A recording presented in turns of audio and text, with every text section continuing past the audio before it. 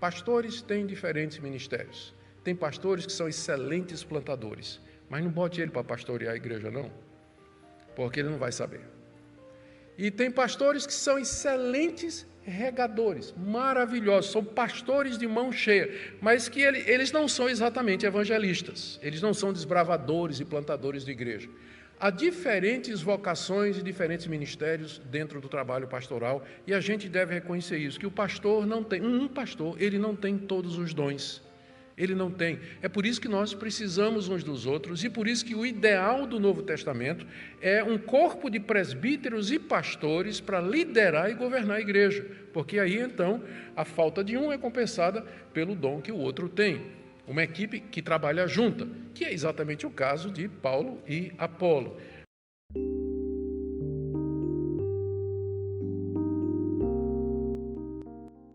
Paulo diz aqui no verso 5, que isso acontece conforme o Senhor concede a cada um.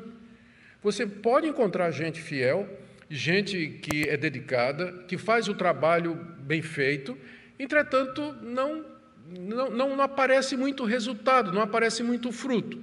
E é impressionante que às vezes você encontra gente que não conhece boa teologia, que a doutrina é meio furada e as multidões estão atrás dele, não é? Tem muita gente.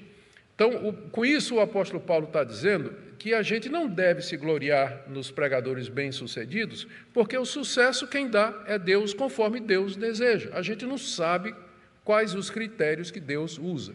Geralmente, Deus abençoa os pregadores fiéis, aqueles obreiros fiéis, dedicados, perseverantes, mas há situações onde a gente não consegue ver a lógica do que Deus está fazendo.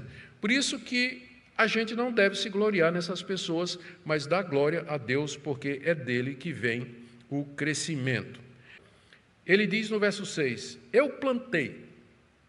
E ele se refere ao momento em que ele chega na cidade de Corinto para pregar o evangelho e ali plantar a semente do evangelho. Talvez Paulo tenha em mente aqui a parábola do semeador, que Jesus contou e ensinou, do homem que saiu a semear, e a semente era a palavra de Deus, e ela caiu em locais diferentes, corações diferentes, e deu diferentes frutos. Frutos bastante diferentes, não é? O resultado a gente conhece, está lá na parábola. Talvez Paulo tenha isso em mente aqui, quando ele diz, eu plantei, eu cheguei semeando aí, eu fui o primeiro, eu cheguei abrindo o terreno, limpando o mato, abrindo o buraco e colocando a semente. E em seguida ele diz, Apolo regou. Ou seja, Apolo instruiu os novos convertidos através de Deus, através de Paulo, Deus chamou os que eram seus em Corinto. Quando Paulo terminou o seu trabalho de plantação, chega Apolo, que é o próximo pastor. E o trabalho de Apolo agora é regar aquilo que Paulo havia plantado, é cuidar da fé dos novos convertidos, que foi coisa que que Apolo fez. Eu plantei e Apolo regou, mas o crescimento veio de Deus. Duas coisas importantes aqui. Pastores têm diferentes ministérios. Tem pastores que são excelentes plantadores, mas não bote ele para pastorear a igreja, não, porque ele não vai saber. E tem pastores que são excelentes regadores, maravilhosos, são pastores de mão cheia, mas que eles não são exatamente evangelistas, eles não são desbravadores e plantadores de igreja.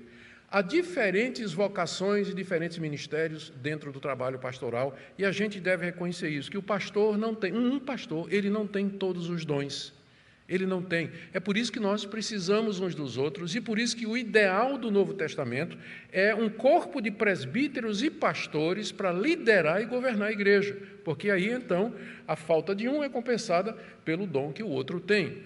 Uma equipe que trabalha junta, que é exatamente o caso de Paulo e Apolo. Paulo plantou, Apolo regou, e agora o segundo ponto, mas o crescimento quem deu foi Deus. Todo mundo que é agricultor, né, todo mundo naquela época, sabia que dependia das chuvas, das estações, dependia do sol, fatores que estavam além do seu controle e da sua possibilidade. Eles podiam plantar, eles podiam regar, mas o crescimento ia depender desses fatores naturais que não estavam no controle do agricultor, do lavrador. E, portanto, usando a analogia, a gente planta, outro rega, mas o crescimento da igreja, o crescimento da obra de Deus, é Deus quem concede. É por isso que não dá para você se gloriar no ministério de fulano de tal, dizendo, olha que coisa maravilhosa, extraordinária, o cara deve ser bom mesmo, olha o tamanho da igreja, olha a quantidade de gente que segue o cidadão. Paulo está falando exatamente disso aqui. Essa era a atitude dos coríntios, né? Inclusive estavam brigando por isso. Mas Paulo lembra para eles que existem ministérios diferentes. Às vezes um pastor colhe muito em cima do trabalho de quem veio antes dele. Então parece que ele é bem-sucedido, mas na verdade teve alguém antes dele que preparou o terreno, alguém que lançou as bases para que então ele pudesse fazer o trabalho de colheita daquilo que foi plantado. Conclusão de Paulo ainda no verso 7, de modo que nem o que planta é alguma coisa, nem o que rega, mas Deus que dá o crescimento.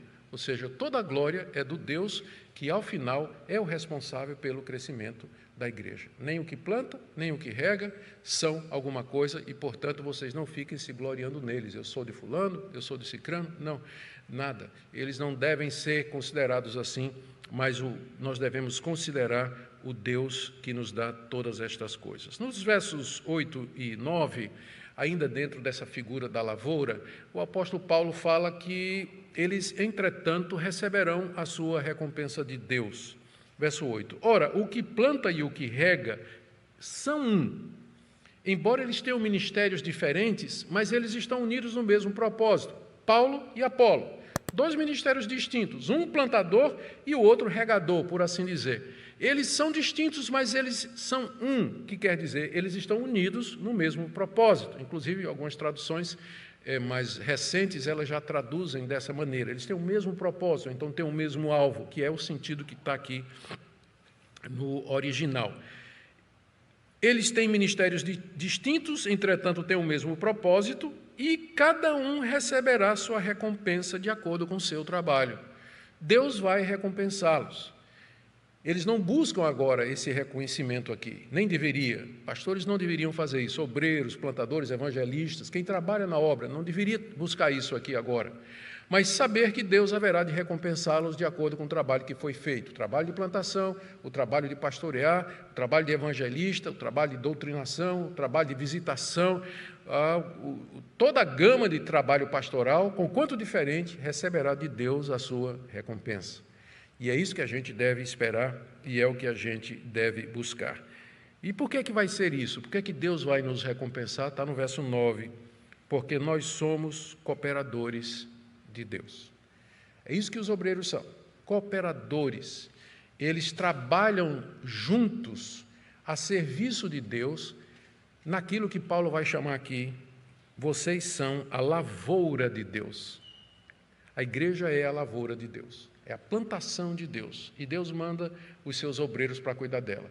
Para semear, para regar, para colher, para cortar os galhos para crescer mais, para exterminar as pragas, para colocar veneno para matar gafanhoto, tudo que for ruim contra a praga, né? Tem muita coisa para ser feita numa lavoura. Eu não tenho lavoura, mas tenho um pequeno jardim lá em casa que minha esposa cuida, e tem um monte de coisa que tem que fazer. Não é só botar água, não. De vez em quando tem que dar uma paradinha, tem que limpar direitinho, tem que cuidar, senão a plantinha morre.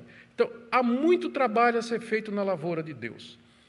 Paulo e Apolo eram servos que Deus mandou, com missões distintas, que trabalharam em épocas diferentes, e que estavam servindo a Deus, tinham o mesmo propósito e seriam recompensados por Deus. Esse é o resumo do que Paulo está dizendo aqui. A conclusão evidente é essa, não tem por que vocês se gloriarem. Eu sou de Paulo, eu sou de Apolo. Vocês não estão considerando os obreiros como eles, na verdade, são. Eles são pessoas que trabalham na lavoura de Deus. Em Hebreus 13:17, somos exortados a lembrar que os pastores são responsáveis por nossas almas. Obedecei a vossos pastores e sujeitai-vos a eles, porque eles velam por vossas almas, como quem há de dar conta. Esse versículo destaca a magnitude do ministério pastoral, onde os pastores devem guiar, proteger e nutrir as almas dos fiéis. A seriedade dessa responsabilidade não pode ser subestimada. Cada pastor é chamado a prestar contas a Deus por como conduziu o seu rebanho. A recompensa divina para os pastores fiéis é, portanto, um tema recorrente nas Escrituras. Em 1 Pedro 5:2 e 4, encontramos temos uma orientação crucial. Pastoreai o rebanho de Deus que está entre vós, servindo-vos de exemplo do rebanho. E quando aparecer o sumo pastor, recebereis a coroa da glória que nunca se pode apagar. Este versículo nos lembra que aqueles que pastoreiam com amor, dedicação e integridade serão recompensados de maneira gloriosa. O prêmio oferecido por Deus é uma coroa que simboliza não apenas honra, mas também a plenitude da alegria que vem do dever cumprido em sua obra. Entretanto, é necessário que os pastores compreendam que o ministério não deve ser exercido por interesse pessoal ou por busca de reconhecimento. A verdadeira motivação para o serviço pastoral deve ser o amor a Cristo e ao seu povo, e não o desejo de status ou compensação material. Aqueles que se dedicam ao ministério devem ser modelos de humildade e serviço, refletindo o caráter de Cristo em cada ação.